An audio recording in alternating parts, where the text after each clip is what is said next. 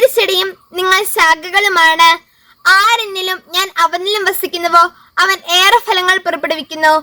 എന്നെ കൂടാതെ നിങ്ങൾക്കൊന്നും ചെയ്യാൻ കഴിയുകയില്ല. വിശുദ്ധ യോഹന്നാൻ 15:5. 3 കാര്യങ്ങളാണ് പൊതുവെ നമ്മൾ സഭയിൽ കാണുകയും കേൾക്കുകയും ചെയ്യുന്നത്: ഫലങ്ങൾ, ദാനങ്ങൾ, വരങ്ങൾ. വരങ്ങളും ദാനങ്ങളും ഒന്നാമതായി സഭയുടെ പൊതു നന്മയ്ക്കാണ്. രണ്ടാമതായി അതിൽ നിന്ന് അവനവന്റെ നന്മയ്ക്കുള്ള എന്തെങ്കിലുമൊക്കെ നമുക്ക് കിട്ടും. എന്നാൽ ഫലങ്ങൾ അങ്ങനെയല്ല, നേരെ തിരിച്ചാണ്. ഫലങ്ങൾ പ്രത്യക്ഷത്തിൽ ഒന്നാമതായി അവനവന്റെ നന്മയ്ക്കാണ്.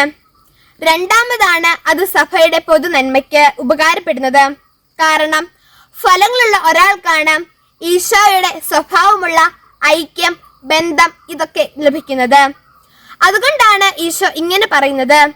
വിശുദ്ധ യോഹന്നാൻ സുവിശേഷം 15:5 പറയുന്നു, ഞാൻ മുന്തിരിച്ചെടിയും നിങ്ങൾ ശാഖകളുമാണ്.